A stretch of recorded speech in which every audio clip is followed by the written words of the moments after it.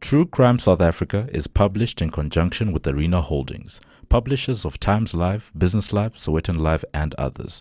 The opinions expressed in this podcast do not necessarily represent the views of Arena Holdings and its affiliates. The sun is about to come up as the man nears his grandmother's house. His hoodie is pulled up over his head, but he's not hiding from anything. In his gut, he knows that this is one of the last sunrises he'll probably see as a free man. The last 24 hours were the crescendo on his short, violent life. He wonders briefly how long it will take for them to find the bodies. How many survived? He's certain the youngest girl is dead. What he did to her, no human being could ever survive. As the memory tugs at the corners of his mind, he wonders if his father will be proud. This is True Crime South Africa. I'm Nicole Engelbrecht, and you're listening to episode 103, The Serial Crimes of Cameron Wilson.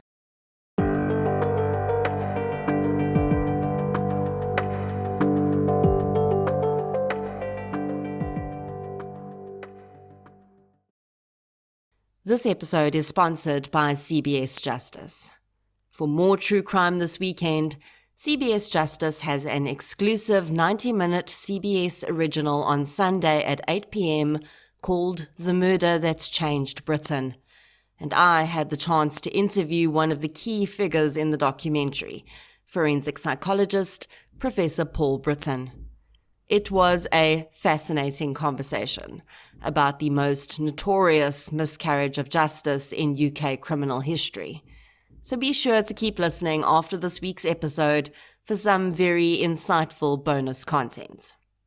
And a huge thank you to CBS Justice for sponsoring this episode of True Crime South Africa. Before we get into today's episode, I'd like to thank those that have supported the podcast through Patreon recently.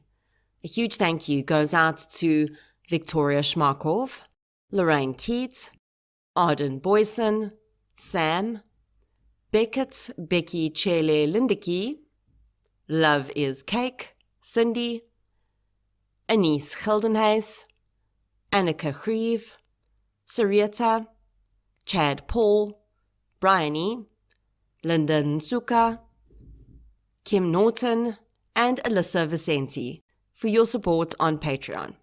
As a side note, looking at some of the usernames people put through when they subscribe to Patreon, I'm really surprised that no one has gone to the trouble of trying to get me to say some ridiculous name combination on the podcast. You know, like the ones we used to find hilarious when we were kids, and probably still do. Seymour Butts and the like.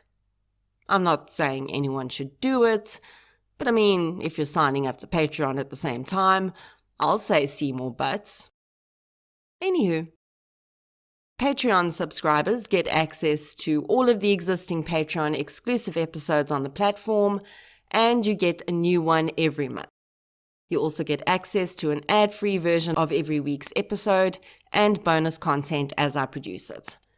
I haven't come up with an intro that includes all the new stuff yet, but do remember that you can support the show and get a 10% discount from King Online by using the code TCSA10 at checkout. The case I'm covering in today's episode is a serial murder case. And not only is the offender one of the youngest convicted serial offenders, he's also probably one of the most terrifying. He was described by Dr. Gerard Labuschagne as one of the most dangerous serial offenders he'd ever seen, because this perpetrator would kill for absolutely no reason. He seemed to have no preferred victim profile, and his dark history really brings the nature versus nurture question to the forefront. Please also do stay tuned after the main episode section for added bonus content where I interview Professor Prof Britton, a highly experienced forensic psychologist in the UK, and we talk more about serial offenders. So let's get into episode 103, The Serial Crimes of Cameron Wilson. The following episode may contain sensitive material, including descriptions of violence, sexual assault, or graphic descriptions of injuries to victims. If you feel you may be triggered by such material, please consider this before accessing our content. To access trauma counseling or services, please see the helpline information on our show notes. Although this offender would eventually be convicted of 5 murders, it would be his final murder victim that would be the main focus of his trial, and really, probably the reason he was eventually taken off the streets. So I'm going to work this episode backward just a little, and start with an 18-year-old young woman called Likita Moore. Likita had grown up and lived in an area in Cape Town where drugs and gangs were deeply ingrained in everyday life. Valhalla Park, like many areas on the Cape Flats, is a stark contrast between families just trying to live their lives and gangsters and drug dealers doing their best to make money and gain power in these areas. Ultimately, in most cases, the two cannot stay separate, and young men and women, as well as their parents, inevitably get sucked into both the world of drugs and substance abuse and gangsterism. Likita lived with her father Charles and mother Shireen. Charles and Shireen had another daughter together, Mersha, and Charles had a third daughter from another relationship who didn't live in the home with the others. Charles Moore worked at a bakery 6 days a week and started work very early, often being collected before 5 a.m. His wife, Shireen, Likita's mom, was a homemaker, but she'd sadly been struggling with a substance use issue for many years. In 2016, Shireen was making progress though. Likita had been helping her mom to overcome her addiction to the drug tick, and Shireen had been clean for a few months by September 2016. Likita was very popular and had a very busy social life. She was outgoing and young and had a strong circle of friends in the neighborhood who she enjoyed going out with. Likita was very close with her dad and would always let him know where she was going and what time she would be home. On Saturday the 10th of September 2016, Likita planned to attend a karaoke party at Valhalla Park Civic Center that night. Around 5 p.m., she spoke to her dad at home and asked him if he had any pocket money for her. Charles told his daughter that he only had 20 rand on him, but if she would go to the shop and buy him a pack of cigarettes for 10 rand, she could take the change. Likita did this, and around 8 p.m., she came back home, gave her dad his cigarettes, gave him a kiss on the cheek, and told him she'd be home a bit later. Charles smiled at his daughter as she left the house, and soon, knowing he had to get up early for work the next morning, he drifted off to sleep. Charles Moore was picked up for work at 5 a.m. on Sunday, the 11th of September. He'd been at work for just over 2 hours when, just after 7 a.m., his cell phone rang. The caller was a lifelong friend of the Moore family, and the man uttered just one sentence to him. "Your child is lying near 8th Avenue. Charles was confused. 8th Avenue was the name of an informal settlement that bordered Valhalla Park. He tried to get clarification about exactly what the situation was, but his friend would say only that. Charles admits that when he asked his boss if he could go home that morning, he was a little irritated. He'd assumed that Likita had fainted and was just in that area disorientated. She wasn't a huge drinker, but his mind did consider that maybe she'd had too much to drink the night before, and that's what the situation was.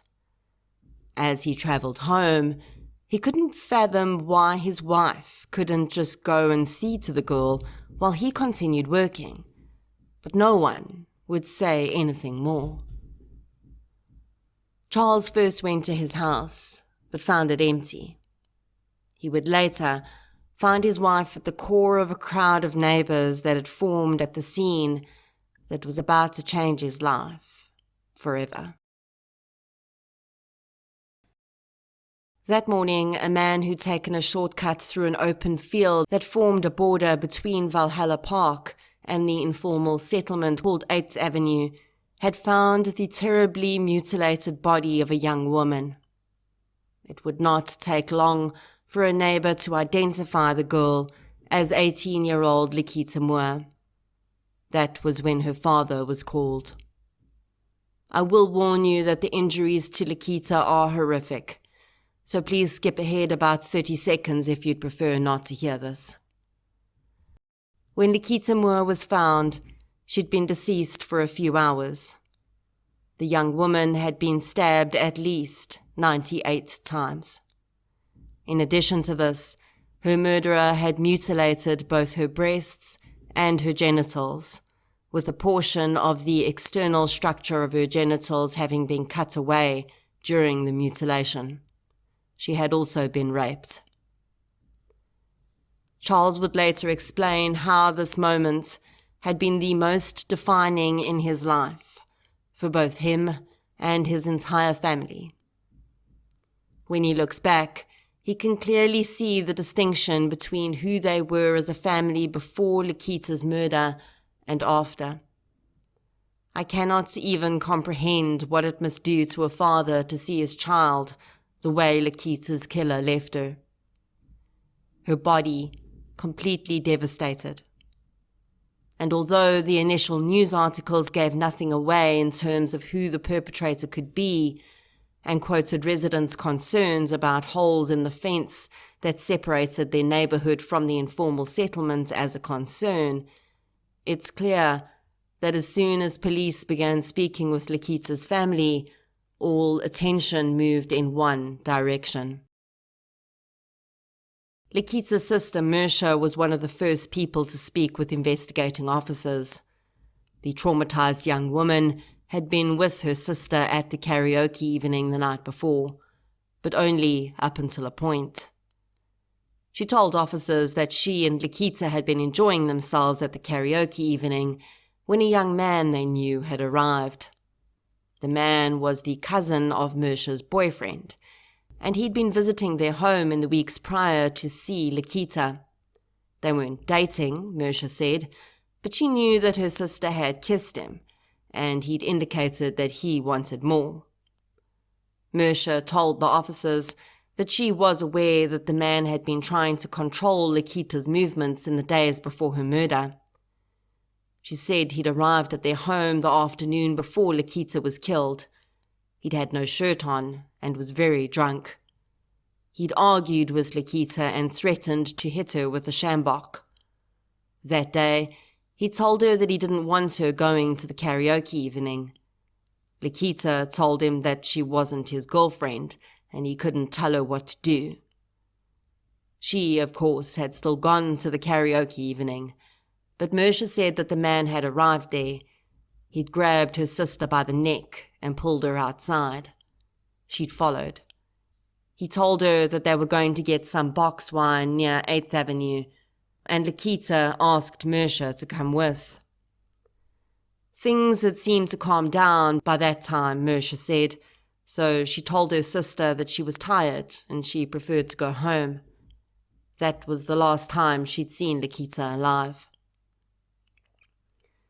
Police now knew that the man who'd last been seen with Likita Moore, and who that, according to Mersha, had been violent with her and threatened her in the days before her murder, was very likely their suspect. Mersha gave police his name, Cameron Wilson. When police officers work in areas in which gangs operate, they have no choice but to get to know the key players.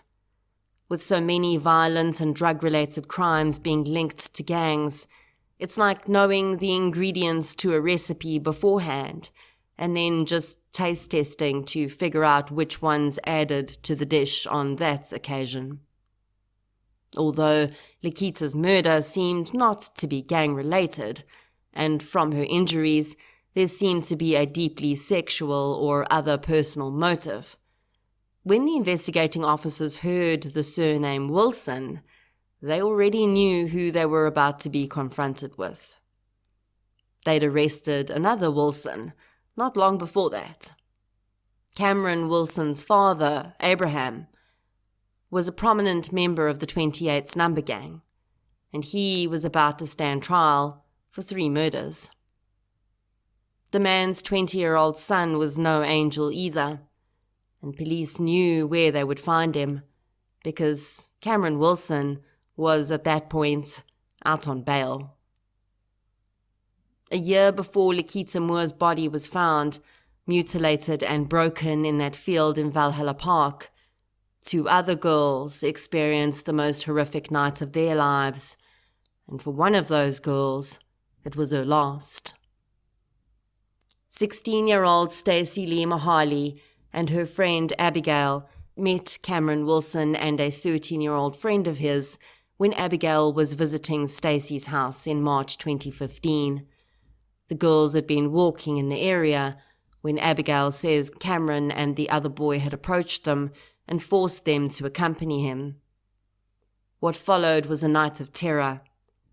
Cameron and his minor accomplice had taken the girls to a nearby isolated spot where Cameron had raped them.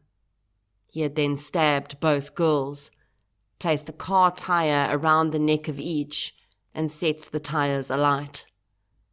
This action is referred to as necklacing and is commonly seen in vigilante murder cases. It was also very common in the apartheid era, when people who were believed to be collaborating with the apartheid government were necklaced to send a message to others.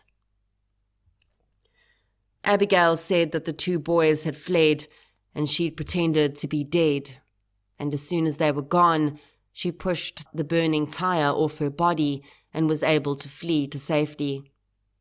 For 16-year-old Stacey, though, it was too late. She died of her injuries at the scene. Although Abigail had not known Cameron's name at the time of the crime, she was able to identify him in a lineup, and she'd seen him around the area. Cameron was arrested in 2015 and charged with 2 counts of rape, 1 count of murder, and 1 of attempted murder. He was 19 years old at the time, and despite being charged with some seriously heinous crimes and a surviving victim identifying him, Cameron was inexplicably granted bail.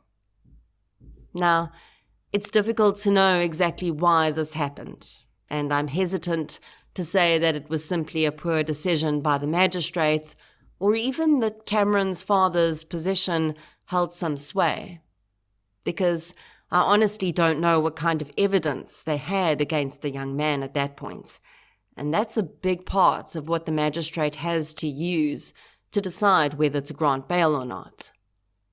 Yes, there was a surviving victim, but at that point, it would have been a he said, she said, and Cameron was saying that his 13-year-old accomplice had been the perpetrator, and he'd just been an unwitting witness.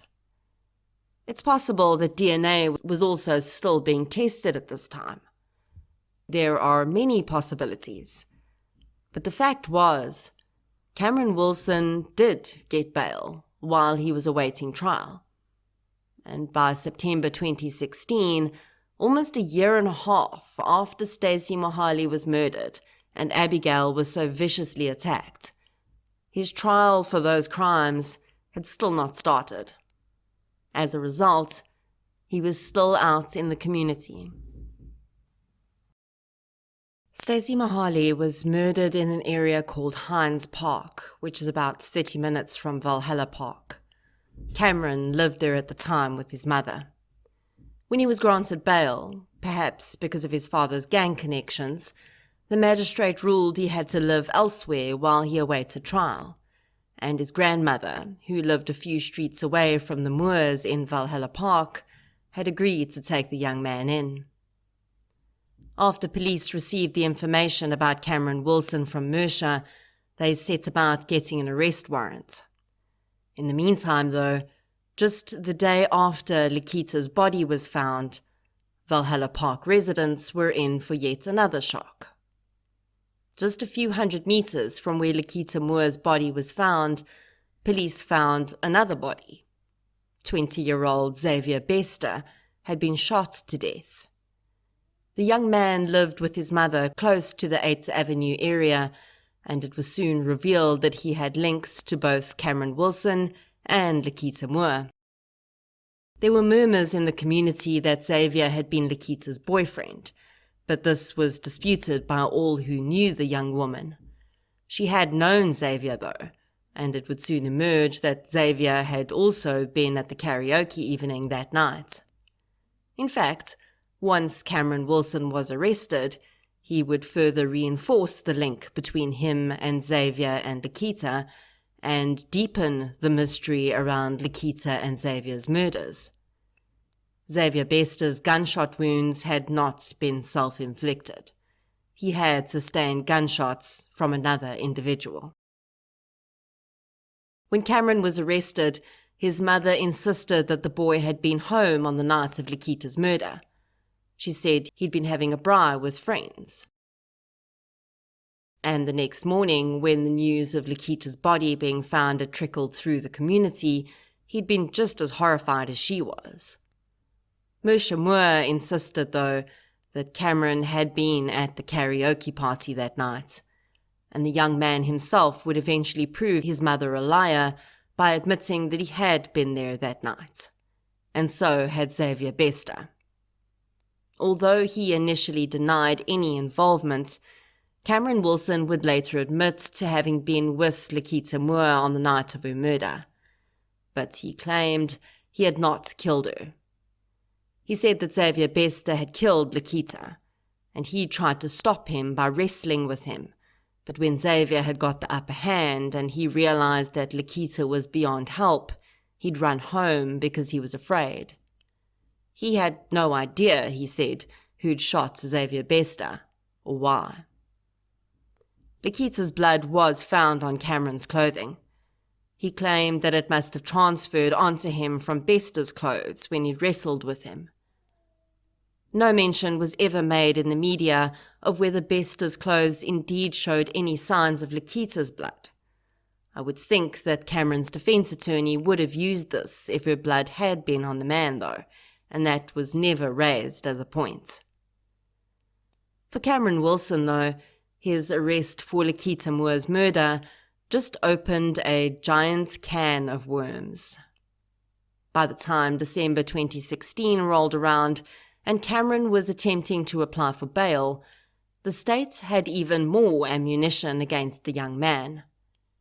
They announced that they would be joining the 2 cases he was already charged with, the rape and murder of Stacey Mahali and the rape and attempted murder of her friend Abigail, as well as the rape and murder of Likita Moore. But that was not all. Additional charges were being added. Among them, another 4 cases of attempted murder, another case of rape, and another 3 murders. In 2 years, from the age of 17, it seemed that Cameron Wilson had been on a reign of terror in the Cape Flats. In October 2014, Alfonso van Rooyen was stabbed to death during an altercation with a man who was later alleged to be Cameron Wilson. Although there were several witnesses to the murder, most would only come forward once Wilson was in custody for Likita's murder, and they said they'd been afraid of both Cameron and his father.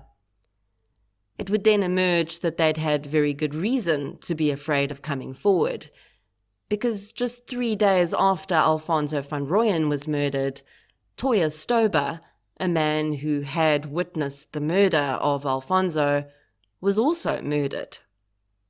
Toya and his wife ran a shop from their home, and on the day of his death, Cameron Wilson and another man had come into the shop. Toya had recognized him and told him to leave. The 3 men got into a verbal altercation outside the store, and Cameron and his friend had fled on foot. Toya had followed them in his car, presumably to figure out where they lived so he could call police. Toya's wife watched him race off, and within a few minutes, she received a call from a neighbor down the road telling her that her husband had been shot and was dead. Witnesses would identify the man who'd shot at Toya's vehicle as Cameron Wilson. One of the major mysteries of this case for me is how Cameron Wilson managed to remain on the run after having been accused of even just these first two crimes. I do understand that witnesses were afraid, but surely, with a deep enough investigation, someone had to be able to put the pieces together. Or perhaps the pieces were being kept apart on purpose, and a blind eye was being turned. If that was the case, Cameron Wilson was left on the streets to continue to kill, because the next murder charge that would be added to his charge sheet dated back to Christmas of 2014, just 2 months after he'd killed Alfonso van Rooyen and Toya Stober. On that day, Ernest Erasmus had been visiting a tavern in Hines Park with his girlfriend. They had a few drinks and purchased a small amount of dagga before heading home. His girlfriend said that when they'd arrived home, they realized they'd dropped the bankie of dagga somewhere along the road, so they retraced their steps back to the tavern and managed to locate it. Before they could turn back home, though, they encountered Cameron Wilson. The young man rode up on his bicycle and started to harass Ernest. He demanded money from the man, but Ernest said he didn't have anything. Without another word, Cameron Wilson reached into the back of his pants, pulled out a screwdriver, and plunged it into Ernest's neck.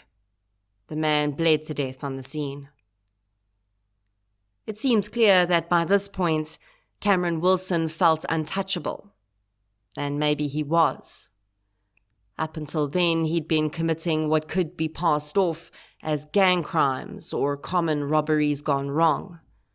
All his victims had been male, and they weren't the sorts of crimes that would get headlines, or that police would be under any particular pressure to solve. Perhaps emboldened by this, in March 2015, he escalated, attacking and killing Stacey Mohali and almost killing her friend Abigail.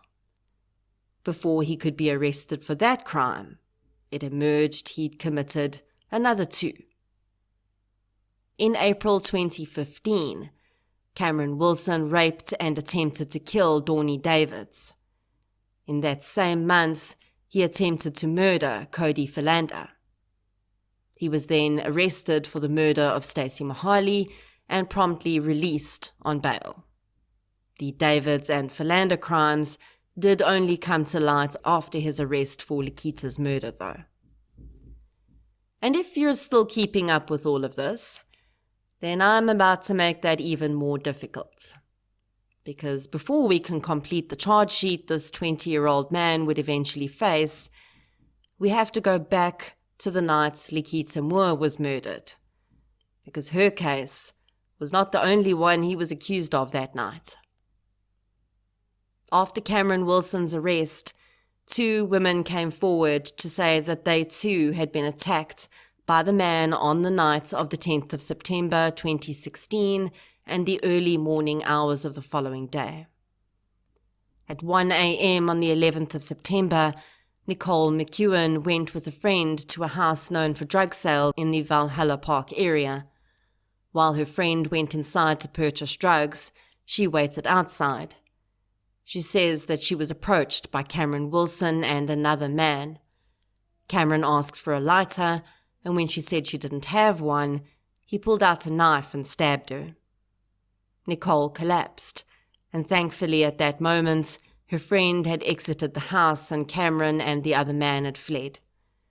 The attempted murder of Nicole McEwen was added to the charge sheet. Shortly afterwards, another woman, Rosalind Lackey, was standing in the street outside her home when she was attacked and stabbed by 2 men, one of which she identified as Cameron Wilson, and the other, very interestingly, who she said held her hands while Cameron stabbed her, she identified as Xavier Bester. A charge of attempted murder was added to Cameron's charge sheet for this crime as well.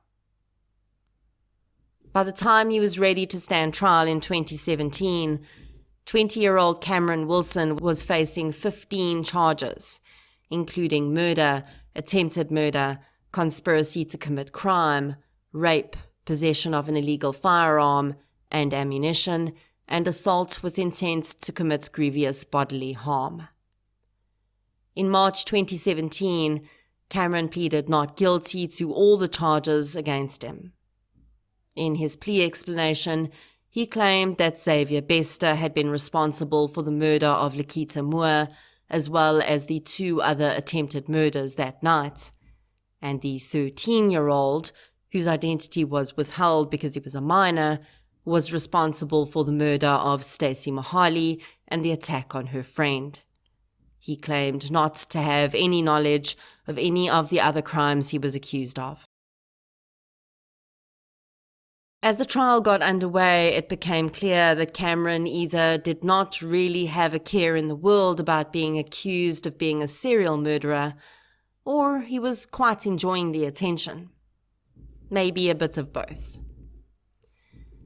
The young man spent his time in the dock, laughing, smiling, and waving at the crowd. When he wasn't doing that, he was slouched down in the dock as though he may drift off to sleep at any time. For each of the murders, the forensic pathologist associated with the case testified. The injuries to Stacey Lee Mahali and Likita Moore were so horrific that the gallery gasped as they were detailed. Police officers testified as to how difficult it had been to get people to testify against Cameron and lay charges against him. When some of the rape survivors took the stand, Cameron smiled at them and laughed as they gave their evidence. During the officers' testimony, it was revealed that there were other rape and assault or attempted murder cases that could not be added to the charge sheet because the victims were simply too terrified to participate in proceedings. Toya Stober's son, Waleed, testified that he'd been walking up the street the day that his father was shot, and he'd witnessed 2 men shooting at his father's vehicle. At the time, he hadn't known who they were, but during his testimony, he pointed out Cameron Wilson as one of the shooters. An unlicensed firearm was found in Cameron's home when he was arrested, but there was no evidence laid as to whether the bullets from the Stober scene had been matched to that gun. Honestly, even if they hadn't, I wouldn't have thought that strange. Cameron Wilson was the son of a very experienced criminal. He would have known well enough not to use the same firearm in multiple crimes. Cody Philander also took the stand to testify about the day he was stabbed in the chest by Cameron Wilson. He said that he and a friend had been standing on the street when Wilson had approached them. The man had wanted to look in Cody's friend's backpack, and Cody had refused. Wilson had slapped him and then stuck a knife in his chest before walking away like nothing had happened. Dawnie David's testimony was harrowing as she explained how Wilson had dragged her away from a field where she'd been walking, raped and stabbed her. DNA found on David's underwear was conclusively linked to Cameron Wilson, but the man claimed that he and David had had consensual sex. Stacey Lee Mahali's friend Abigail also testified about the horrific events that had led to the necklacing death of her friend. She denied Cameron's claims that his 13-year-old accomplice had been the main perpetrator that night, and said that Cameron had been the one who'd done everything while the 13-year-old stood back. By June of 2017, closing arguments were delivered, and Judge Chantal Fortuyn was ready to deliver her judgments by the end of that month. In a detailed 2-day judgment that left very little room for possible appeals, Judge Fortain found Cameron Wilson guilty of 13 of the 15 charges against him. He was found guilty of all the murders he was charged with and with the attempted murders.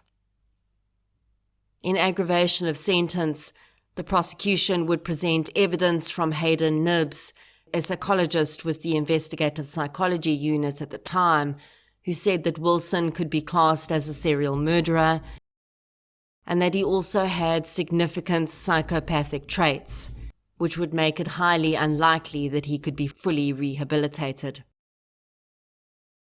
The defense asked the court to consider that Wilson had come from a home where gangsterism was the norm and that his father was also a very violent man who'd since been convicted of the 3 murders he'd been accused of too. Judge Fortain pointed out that during the trial, Wilson's mother had claimed the boy came from a very stable and loving home and that he'd never been exposed to any negative influence from his father. In August 2017, Cameron Wilson was handed down 4 life sentences, plus an additional 71 years for his crimes. He will become eligible for parole after having served 25 years, which will be in 2041. He will be just 45 years old at that time. As the sentence was handed down, Cameron Wilson laughed and applauded the judge. When the gallery cheered, he snidely remarked, "At least I'm still alive." Although the families were happy with the sentences, it soon became clear that no matter how long Cameron stayed behind bars, the impact of his crimes on the lives of so many people would never be resolved. Likita's father told the producers of the television program Opsia Spoor that both his wife and daughter had spiraled after Likita's death. In the wake of the vicious murder, Shireen had not been able to sustain her sobriety, and she'd fallen back into the grip of addiction. Charles Moore shares that he feels she is far worse now than she's ever been, and he's certain she's lost her grip on reality. Sadly, he also shared that Mersha struggled so significantly with the loss of her sister and the guilt she felt for not staying with her that night, that she too fell into the grips of a hard drug habit. I could not help but see one glaring gap in this case, and that is the murder of Xavier Bester. We know from the 2 surviving victims from that night that Xavier Bester was with Cameron Wilson during the attacks on them. Both of those victims allege that Xavier did not stab them, but one says he did hold her still while Cameron stabbed her. Likita Moore was murdered around midnight on the 10th of September. The 2 other crimes happened soon after that, and we know that Cameron Wilson returned home as the sun was coming up on the 11th.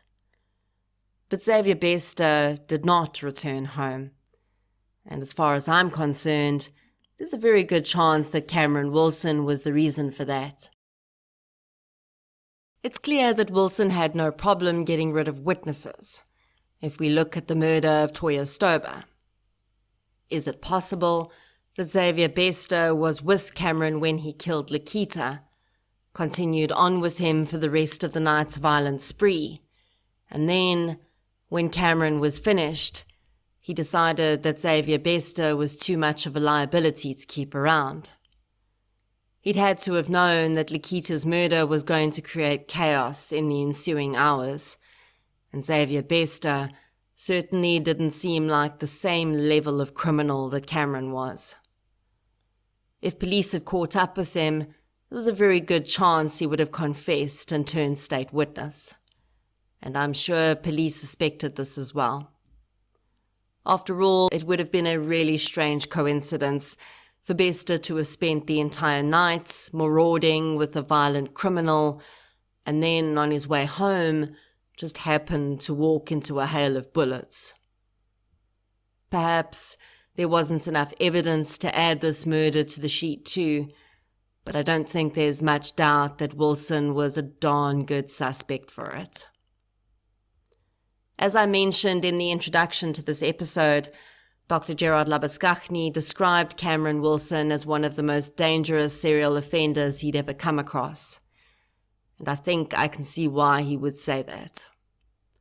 Wilson is a combination of two of the most terrifying types of criminals: a depraved sexual offender driven by a lust for power and control, and a cold, calculated gangster, his father's son.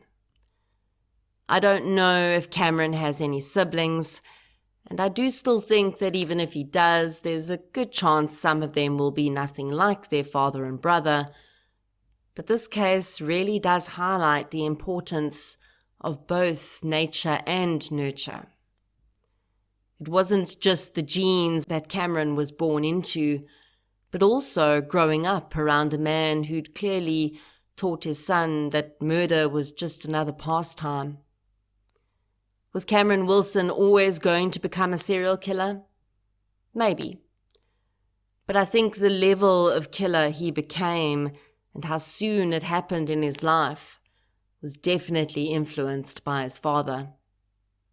His mother was also very clearly willing to blatantly lie to give him an alibi. She did it for almost all the crimes he was accused of, until she was tripped up in court and proven to be lying. And I guess for her too, that had become learned behavior. I can only imagine that her entire married life had been made up of false alibis and dodging justice. And so she would form the missing piece in the development of Cameron, the killer, the enabler. Just as to a certain extent our own legal and justice system enabled him for too long. It seems terribly sad to lock up a 20-year-old man and say he should never have any hope of seeing the outside of a prison cell. But in Cameron Wilson's case, I can see no other safe alternative. When he entered the awaiting trial section of prison after being arrested for Stacey Mahali's murder, he officially joined 28s and received the tattoo. Now he is being molded and trained by some of the worst killers the Western Cape has to offer. This boy, really, because he's barely a man, with psychopathic tendencies so significant psychologists don't see much hope of rehabilitation, is being turned into an even deadlier, an even colder killing machine behind bars. I suspect that we should all really hope that in 2041, when babies that are being born right now are going to be close to Likita Moore's age when she was murdered, Cameron Wilson does not step a foot outside of that prison cell. If we look at what went in, I can't even fathom what might come out. The trail of destruction left behind by this man is so vast and so deep that it's difficult to even fathom. He killed 5, maybe 6, probably more, but even those who survived will never ever be the same. And those are just the ones we know about. Their families, their children, parents are lost and broken. Charles Moore told the producers of Opsia's Spoor that his wife has fallen so deeply into psychotic-type behavior formed around her deep grief and coddled in her drug-addled mind that she regularly goes to the spot where Likita's body was found, strips down to her bra and panties, and lies on her back for hours. Try as they might, no one can convince her to come inside. Neighbors don't stare anymore. They avert their eyes from her body and simultaneously from her pain. because that half-naked mother, with tears slowly and silently coursing their way down her cheeks, lying on her back in the dirt, staring sightlessly into the sky, is the representation of a pain they've yet to endure, and one they'd rather never understand. Alfonso van Rooyen, Toya Stober, Ernest Erasmus, Stacey Lee Mahali, and Likita Moore. Rest gently.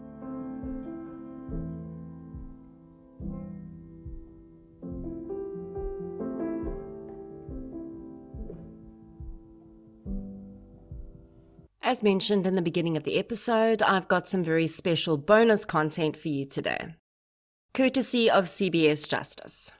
I had the pleasure of interviewing Professor Paul Britton. Professor Britton is considered to be the pioneer of criminal profiling in the UK. He's an expert criminal profiler, having spent more than 20 years working as a consultant, clinical and forensic psychologist, as well as being the former head of the Regional Forensic Psychology Service for Trent. He previously advised the Home Office and Association of Chief Police Officers Crime Committee on offender profiling, and currently teaches clinical and forensic psychology at Birmingham City University. I could have picked Professor Britton's brain for days on end about many different cases, but the topic of our discussion for this interview was the CBS original documentary he's a part of, called The Murder That Changed Britain. The documentary is truly incredible, and as far as I'm concerned, the learnings from it should really be applied to all legal systems around the world. The crux of the documentary is the investigation of a murder that happened in the UK in the early 90s. Rachel Nickel was walking on Wimbledon Common with her 2-year-old son when she was sexually assaulted and stabbed 49 times. She died from her injuries, and coincidentally, you would have heard me mention this case in the interview I did with Dr. Richard Shepherd, the British forensic pathologist who did the autopsy on another victim that would eventually be linked to Rachel's murder. That linkage, however, would only come after a huge amount of bungling from the British police, which led to the entrapment, arrest and charging of an innocent man in relation to Rachel's murder.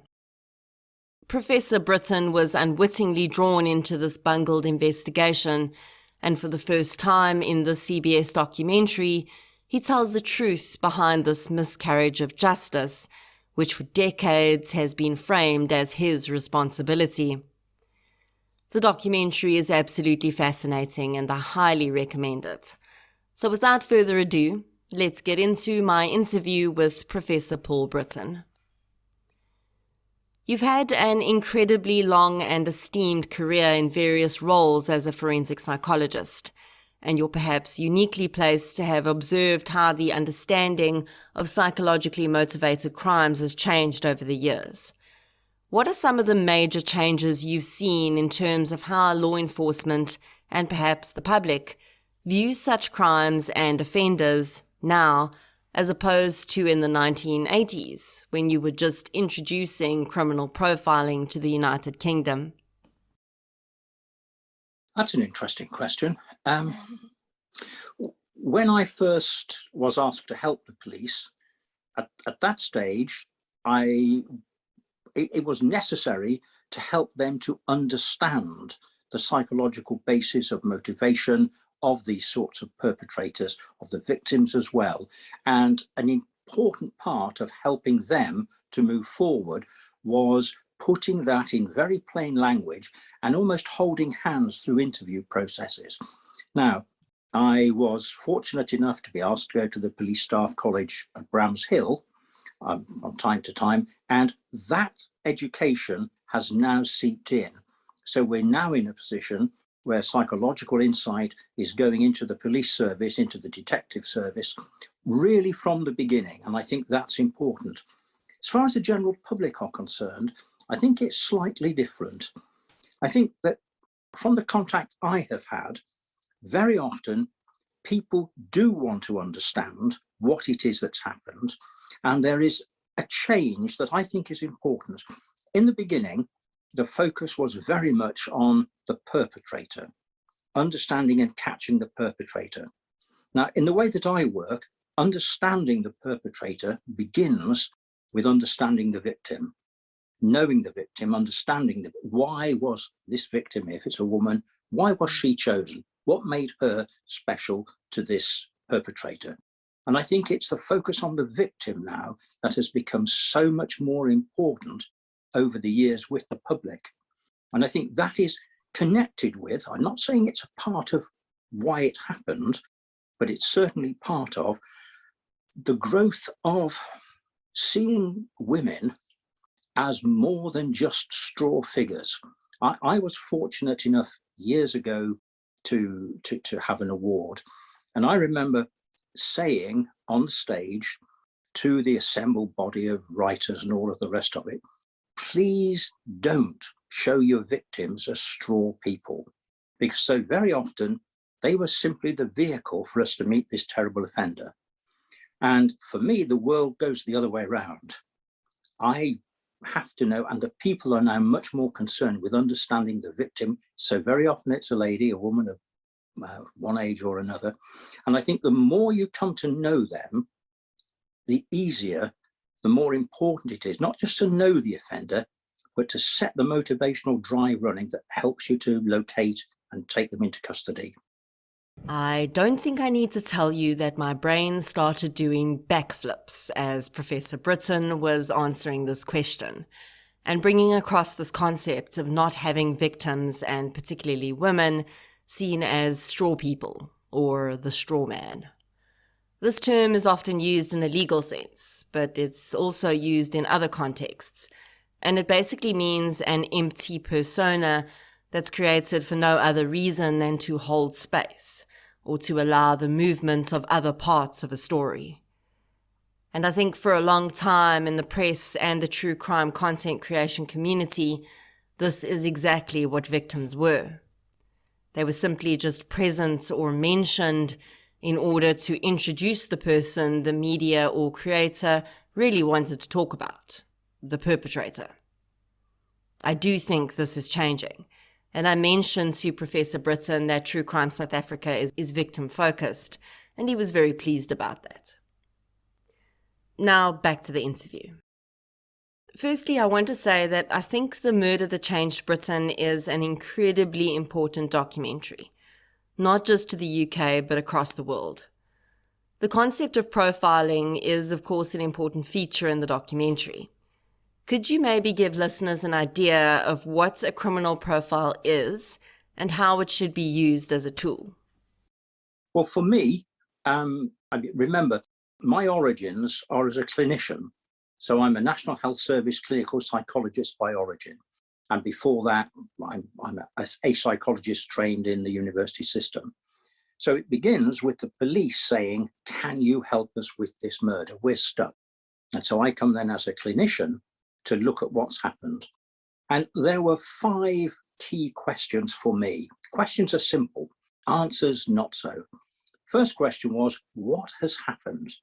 It sounds very easy. The problem is that people jump to the wrong conclusions early on.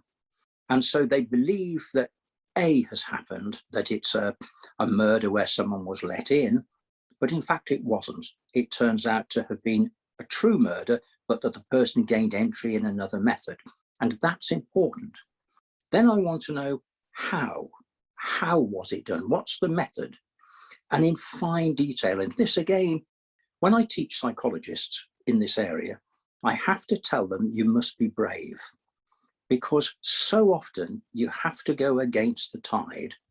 I remember sitting in a room of experts. I was the only psychologist, and the opinion was that there were 2 offenders who had carried out this terrible assault and murder of a young girl.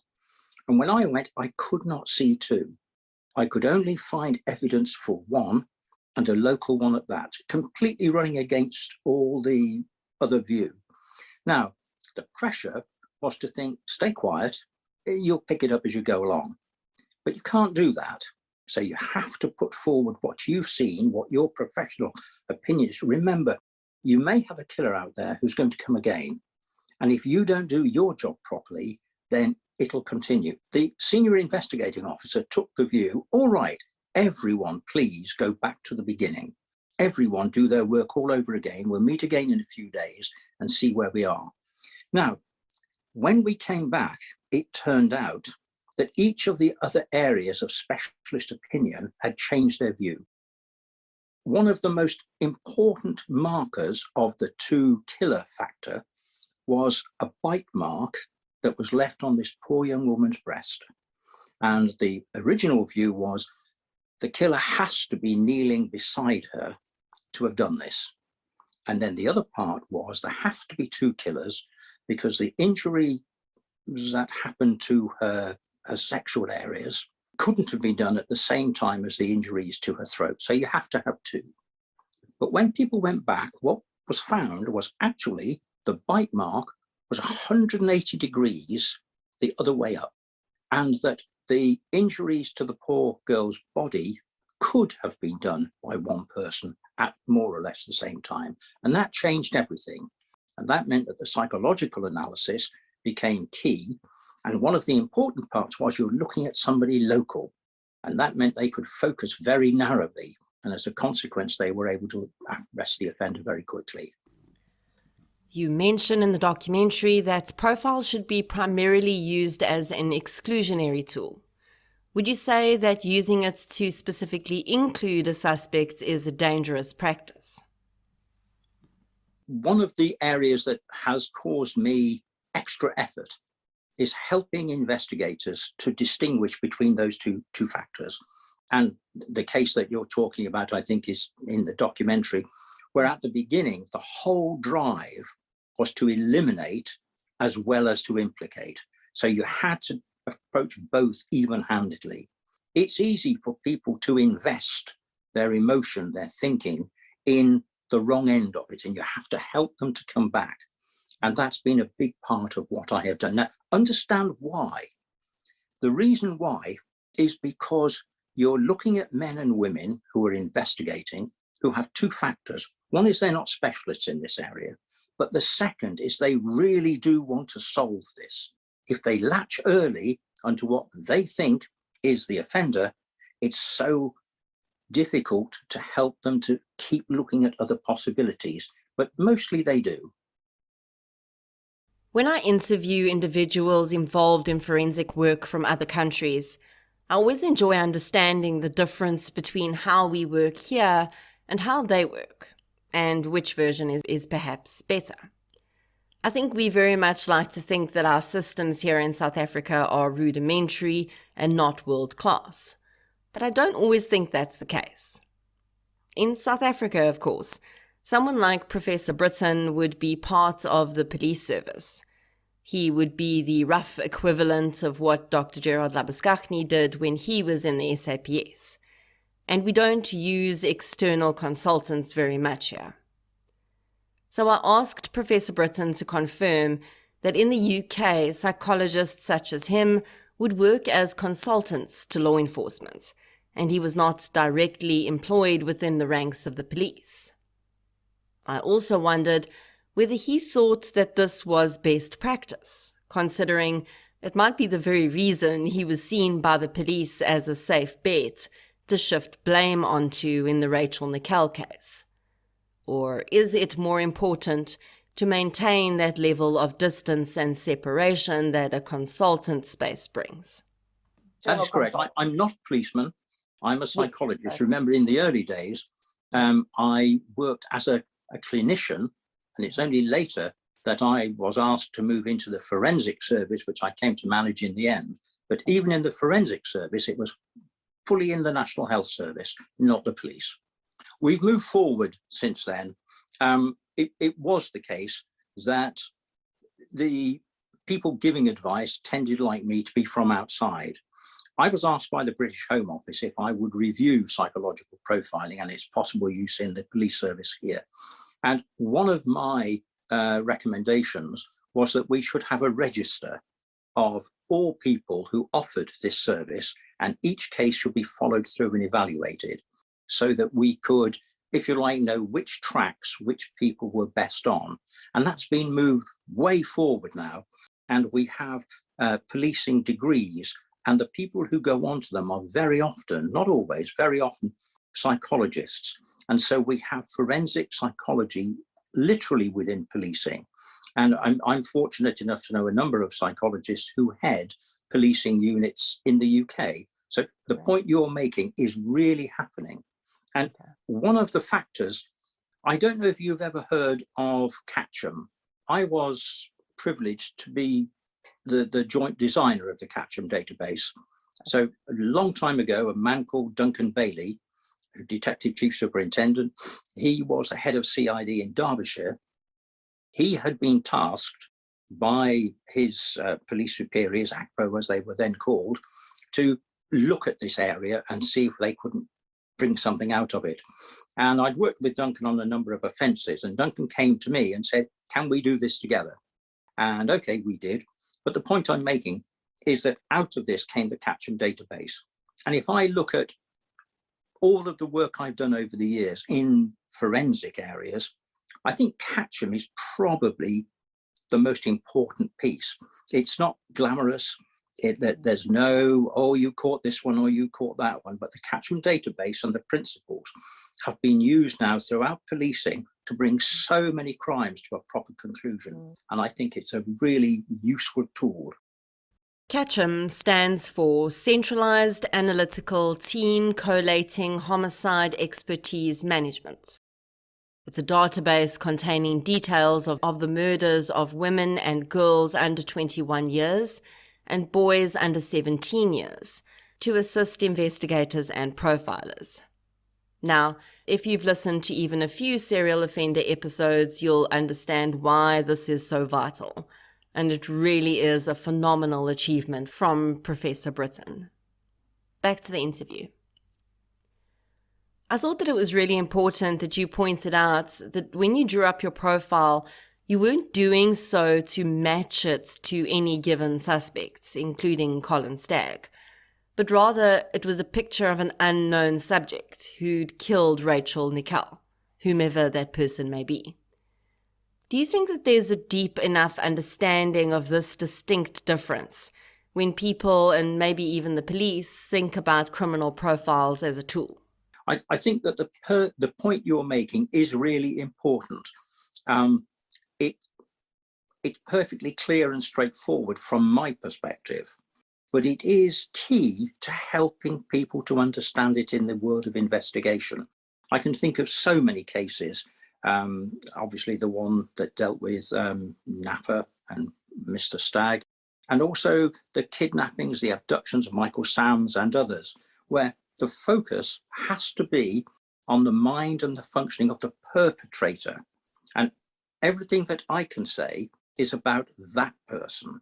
And then one of the issues I suspect is that because that turns out to be such a good fit for a number of people, say two, sometimes the investigator might look at the wrong one. And part of my role is to pull people back and to say, no, let's look a little more carefully. You haven't got this or you haven't got that.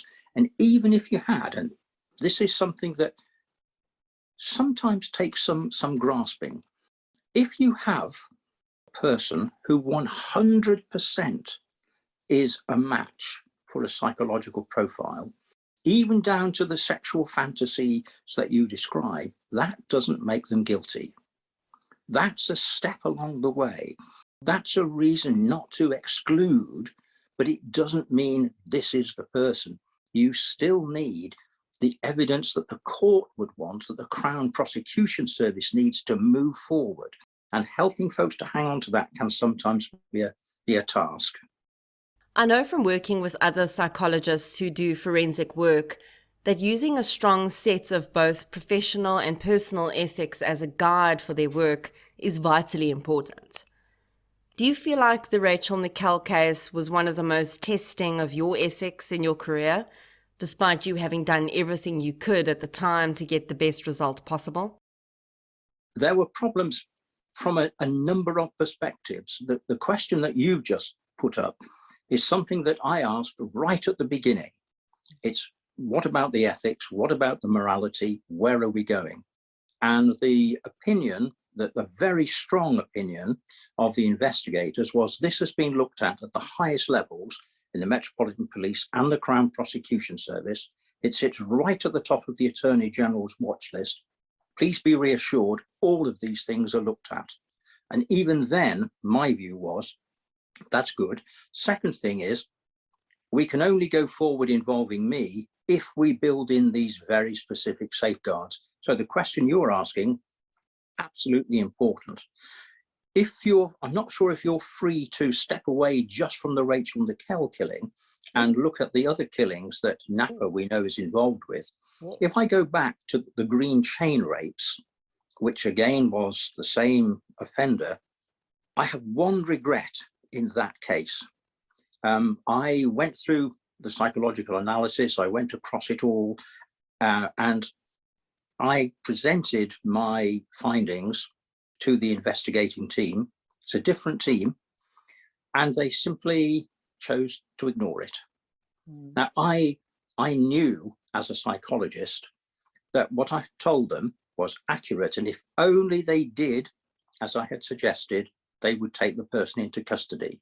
And if I had one thing I could do again, it would be I would stand and bang on the door until they did it. It goes back to your earlier point. I'm not a policeman. I'm an external, I'm a psychologist.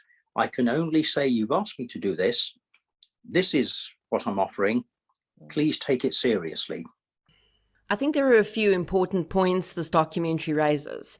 And the first is how dangerous it can be to pathologize someone's sexual fantasies if they're different from your own or from what's considered to be the norm. Really, I think this case showed that this can not only cause great shame for the individual, which is unnecessary, but can, as in Colin Stagg's case, have a life-changing impact. Well, again, I think each of the points that you make are significant. I think the important thing to remember here is that the sexual psychological fantasies that we were talking about, although they are not unique, they are relatively uncommon.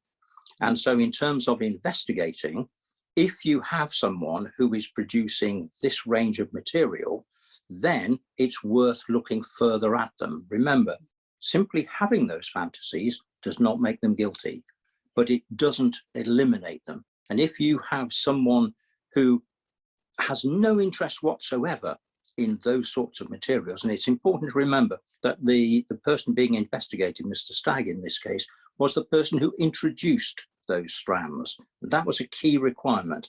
The police were not allowed to introduce anything like that. They could only respond to it once it had been introduced. The mere fact it's introduced is not sufficient to convict anybody. What it is, it's something that says, look a little closer. Another important point that I think was raised is critical thinking and accurate reporting in the media and among other content creators. Do you think, given that perhaps the media were not privy to all the information they needed, that they could have done anything different in how they covered Rachel Nickel's case? Yes, I'm sure that they could. There were so many factors that I think drew attention. Not the least was on the day at the time that this poor woman was killed on Wimbledon Common, the Commissioner of the Metropolitan Police's wife happened to be on the Common. And in a sense, that is something that excited the media. So that was one thing. She was a very photogenic young lady. I don't know if you're familiar with a children's program called The Wombles. Yes. Well, the Wombles of Wimbledon Common, they were associated with Wimbledon Common. So it was something else. Now, if you look at the murders of Samantha and Jasmine Bissett, also by Napa, not very far apart in terms of time, also looked at by me, also drawn to the police's attention for the same reason. Those investigating officers could not get media attention to the case. You had a mother absolutely butchered in her own house. Absolutely dreadful. The police photographer who had to go to the scene of the crime never came back to work after having looked at her. You had her little tiny child terribly digitally raped and murdered and dressed up to look as though she's asleep. A most awful killing. And yet the police could not get media attention.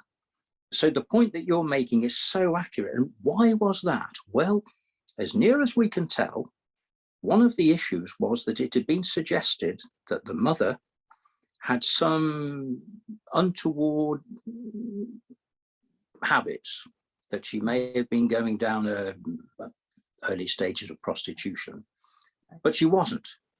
But that was enough. We have on the one hand this blonde-haired, blue-eyed, photogenic young lady photographed. We've got her.